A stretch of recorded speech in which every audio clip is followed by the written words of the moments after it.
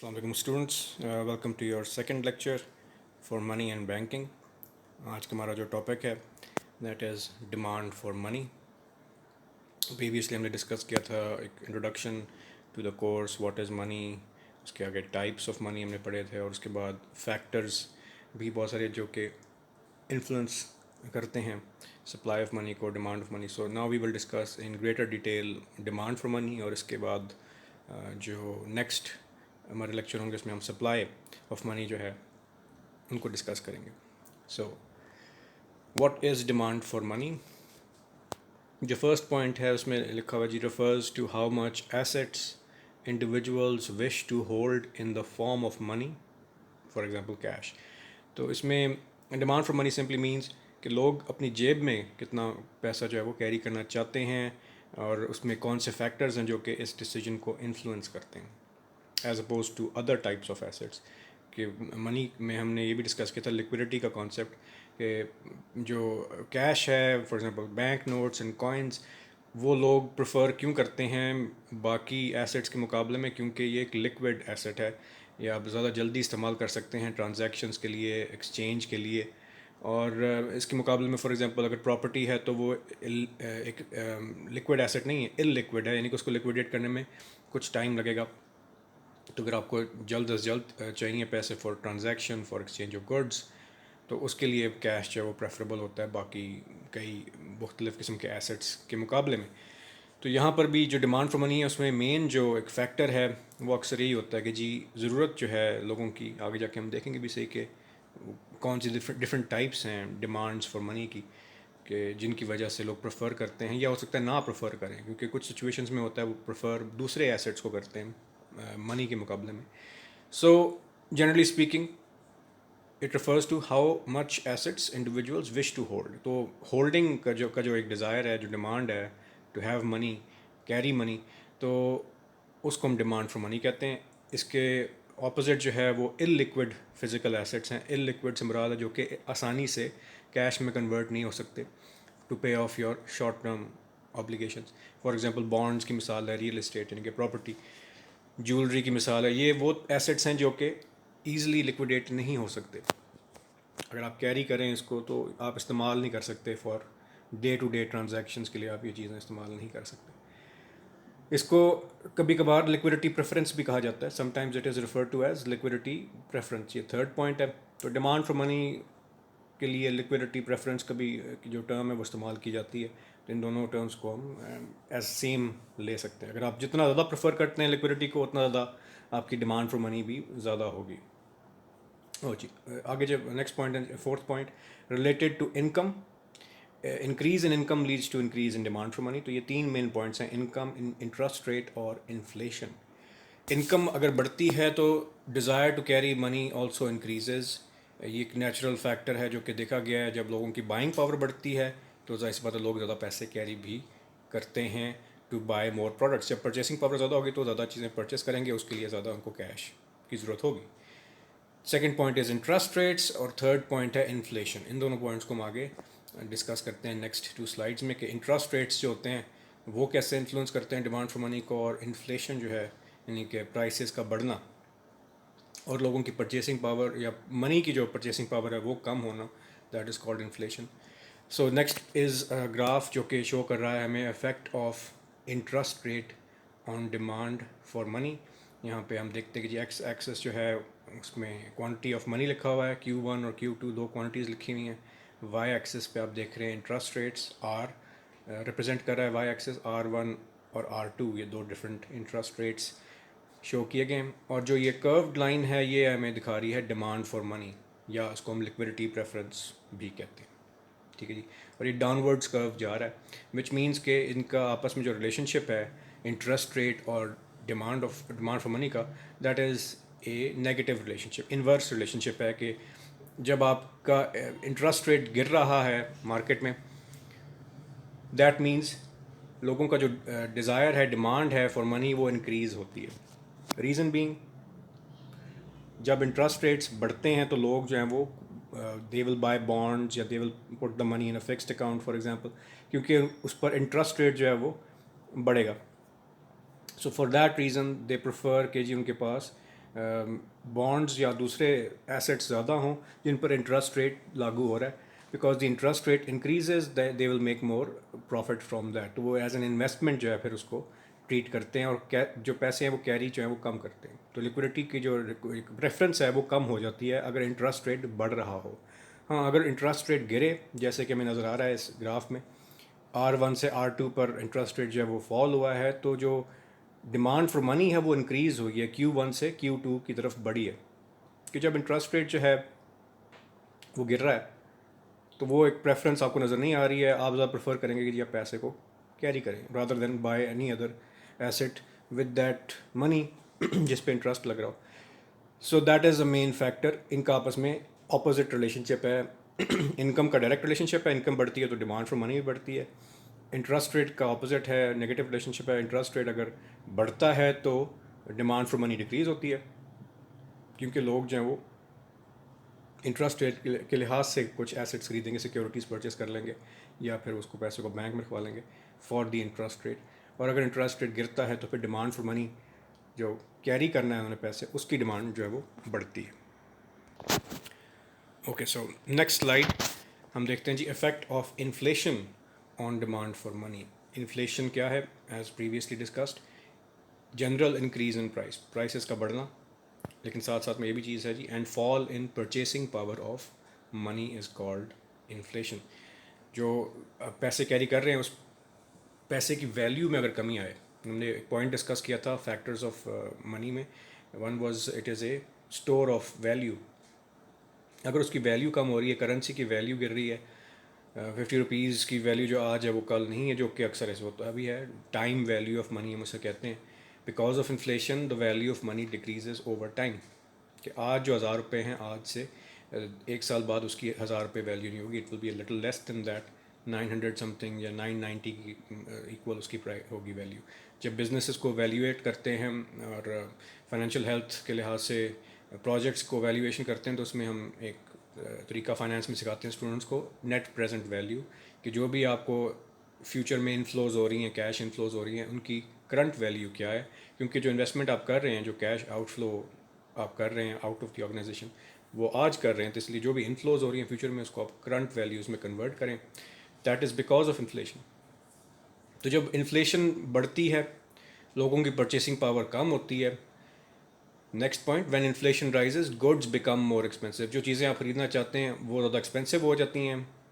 जो पहले ख़रीद सकते थे अब नहीं ख़रीद पाते, तो उनको ख़रीदने के लिए यू नीड मोर कैश। ठीक है जी, you need more currency, you need more bank notes. तो फिर गवर्नमेंट्स अक्सर क्या करती हैं, जब इन्फ्लेशन को कंट्रोल करना हो या फिर बिजनेस जब वो परचेसिंग पावर कम हो रही हो लोगों की, तो वो फिर और पैसा जो है प्रिंट भी करती हैं। So demand for money also increases. So demand for money increases because जो चीज़ें ख़रीदना चाह रहे हैं लोग, बेसिक रिक्वायरमेंट्स उनकी पूरी करनी हो रही, तो उन चीज़ों को ख़रीदने के लिए वो चाहते हैं कि और कैश अवेलेबल हो। Effect of inflation is also called nominal demand for money. Economics का कॉन्सेप्ट है, एक रियल डिमांड फॉर मनी होती है, एक नॉमिनल डिमांड होती है। Nominal demand for money means जो इन्फ्लेशन का इफेक्ट है on the demand for money, that is called nominal. Otherwise inflation को अगर आप कंसिडर नहीं करते हैं, बाकी फैक्टर्स को देख रहे हैं जैसे हमने डिस्कस अभी किया, उसको हम रियल डिमांड फॉर मनी कहते हैं। लेकिन जब भी इन्फ्लेशन का जिक्र होगा तो हमेशा उसको नॉमिनल डिमांड फॉर मनी कहेंगे। So we can see whenever inflation increases, demand for money also increases। क्योंकि जब प्राइसेस बढ़ेंगी, उन प्राइसेस को पे करना है टू बाय प्रोडक्ट्स, तो जाहिर सी बात है, अगर पहले 100 रुपये काफ़ी थे लेकिन अब 150 की वो चीज़ होगी, तो you need 50 rupees more, you need more money, there is more demand for physical cash, ताकि आप वो चीज़ परचेस कर सकें। और ये भी है कि जो चीज़ पहले 100 रुपये की थी, if you paying 100 rupees, the reason why it is 150 now, because 100 रुपये की वैल्यू कम हो गई है। अब वो 100 रुपया जो है वो 100 रुपया नहीं रहा, it has to be 150 in order to purchase the same product। तो इन्फ्लेशन को कंट्रोल भी किया जा सकता है। अगर कंट्रोल ना कर पाएँ तो ज़ाहिर सी बात है फिर हाइपर इन्फ्लेशन की तरफ बढ़ते हैं। वो फिर इस तरह की सिचुएशन होती है जब हर माह 50% इंक्रीज़ हो रहा हो, एक एक्सट्रीम सिचुएशन है। लेकिन कुछ हद तक गवर्नमेंट इन्फ्लेशन बढ़ने देती है ताकि लोग देखें कि जी प्राइसेस बढ़ रही हैं, लोगों की परचेसिंग पावर जब बढ़ रही होती है मुल्क में, तब इन्फ्लेशन को बढ़ने देते हैं कि लोगों के पास ख़रीदने के लिए पैसे होते हैं, चीज़ें ख़रीदने के लिए। तो so for that reason the government let's it increase, और उसको उसके अंदर सेंट्रल बैंक का बड़ा इंपॉर्टेंट एक रोल होता है کیونکہ وہ پھر جو کمرشل لونز ہوتے ہیں جو بزنس مین لیتا ہے from commercial banks for starting a business, اس کے اوپر وہ انٹرسٹ ریٹ گرا دیتا ہے اسٹیٹ بینک آف پاکستان. جب وہ انٹرسٹ ریٹ گراتا ہے لونس کے اوپر تو لوگ زیادہ لونس خریدتے ہیں، زیادہ بزنسز کھلتے ہیں. تو ایک اکانومی کو وہ گروتھ کی طرف جو لے کے جانے کا ایک طریقہ ہے، اس میں انفلیشن کو بڑھنے دیتے ہیں up to a certain point. Double digit inflation نہیں ہونے دیتے، 10% یا اس سے زیادہ نہیں ہونے دیتے، 7% تک جانے دیں گے، 8% تک جانے دیں گے. اس کے بعد پھر اس کو کنٹرول کریں گے. کنٹرول وہ کیسے کرتے ہیں؟ Through the central bank they will increase interest rate on commercial loans. جب انٹرسٹ ریٹ بڑھ جائے گا تو لوگ پھر کم لون لیں گے ٹو اسٹارٹ اے بزنس. جب بزنسز کم ہوں گے مارکیٹ میں اسٹارٹ، تو کمپٹیشن پھر ہو جائے گا پرائس کے اوپر. وہی بزنسز سروائیو کریں گے جو کہ پرائس کمپٹیشن میں سروائیو کر سکتے ہیں، یعنی کہ پرائسز کو لوور کر کے تو کمپیٹ کر سکتے ہیں. جو نہیں کر سکیں گے سروائیو پرائس کمپٹیشن، ظاہر سی بات ہے وہ بزنسز ختم ہو جائیں گے.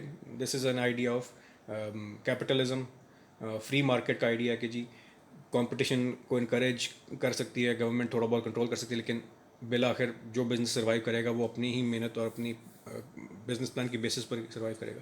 جو پرائسز پہ کمپٹیشن ہوتا ہے، پرائسز گرتی چلی جاتی ہیں ٹو اٹریکٹ کسٹمرز. جب پرائسز گرتی چلی جاتی ہیں تو ظاہر سی بات ہے انفلیشن کا ریٹ جو ہے وہ up to a certain point decrease ہوگا. لیکن پرائسز کا گرتے چلے جانا جو ہے وہ بھی نیگیٹو چیز ہے، ڈفلیشن، اس سے بھی بچنا چاہیے.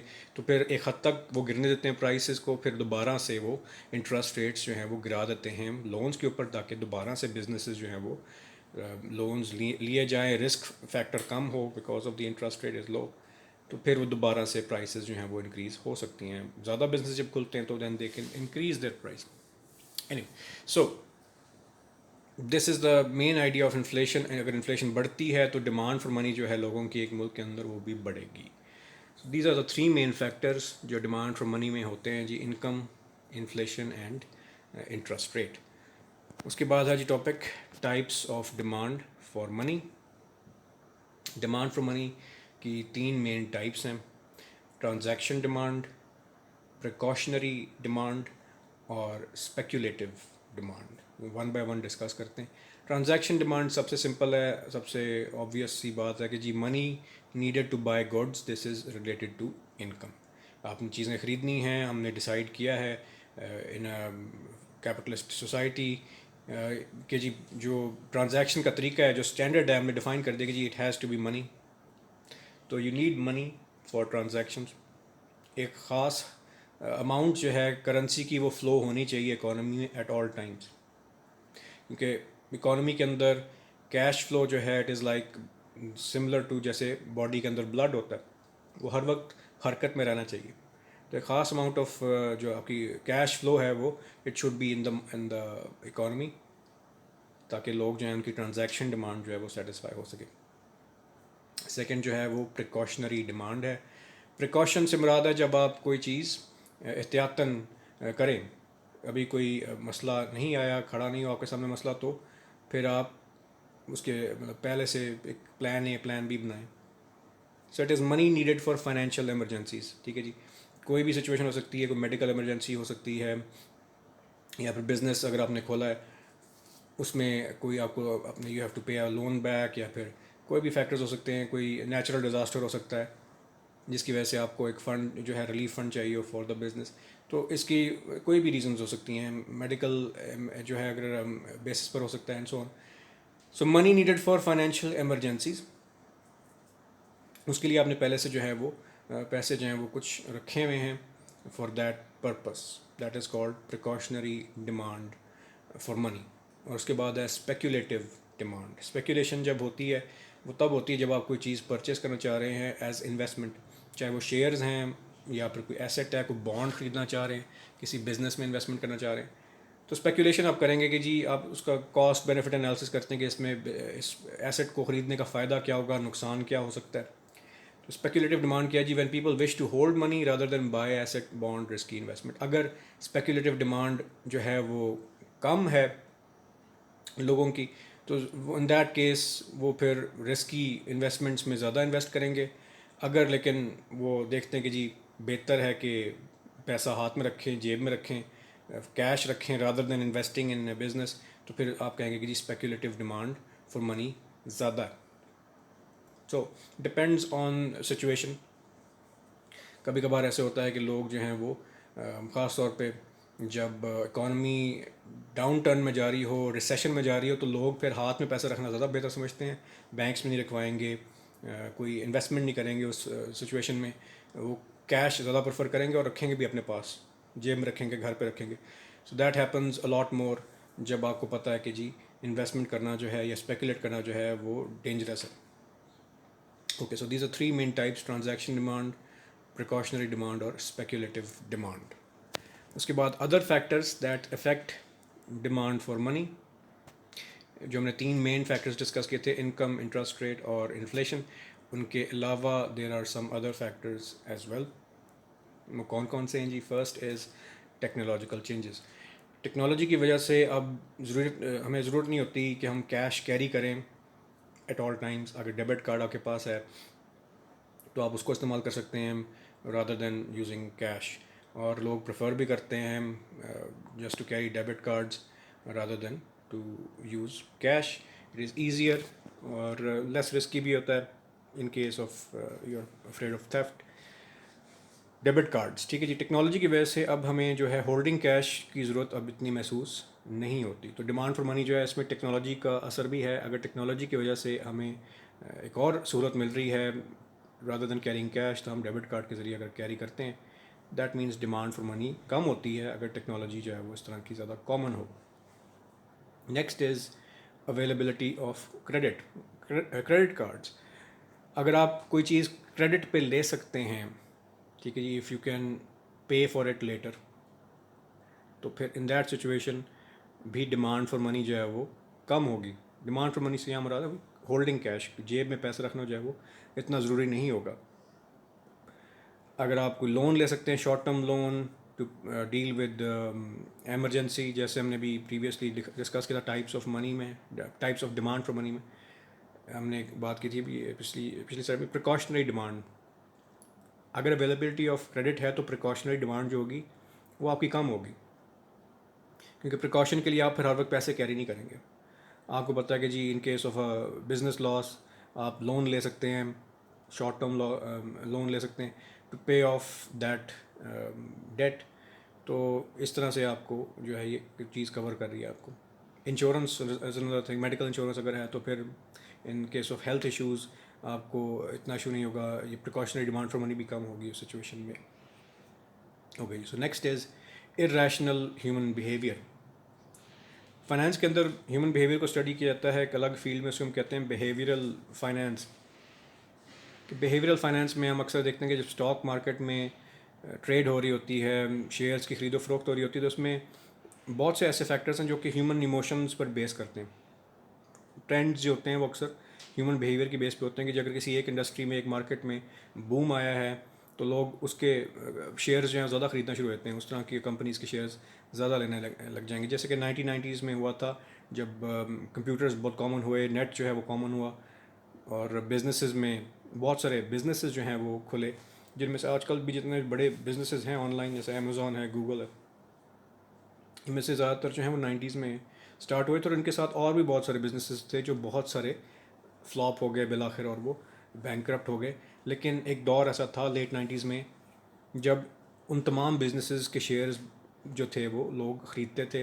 It was considered a good investment, اور وہ دیکھا دیکھی کرتے تھے کہ جی اگر باقی لوگ بھی کر رہے ہیں تو پھر ہم بھی کریں. حالانکہ نظر آ رہا تھا، اکنامک انالسٹس کو نظر آ رہا تھا کہ یہ کچھ دیر تک یہ بوم چلے گا اور پھر بالآخر ڈکلائن آئے گا اس انڈسٹری میں. اس کو ببل کہتے ہیں. ایک دم سے جو ہے وہ ایکسپینڈ کرتی ہے مارکیٹ پہ، ایک دم سے وہ ببل جو ہے وہ پاپ ہو جاتا ہے، اور وہ لوگوں کی انویسٹمنٹس ہیں وہ ضائع ہو جاتی ہیں، شیئرز کی ویلیو گر جاتی ہے. لوگوں کو پتہ بھی ہوگا یہ چیز، پھر بھی وہ ٹرینڈ کو دیکھتے دیکھتے وہ انویسٹمنٹ کرتے چلے جاتے ہیں. چاہے وہ پراپرٹی ہے، جیسے کہ یو ایس میں 2008 میں جو یو ایس میں اسٹارٹ ہوا تھا ریسیشن اور پھر دنیا میں پھیلا، تو وہ پراپرٹی ببل کی وجہ سے ہوا تھا.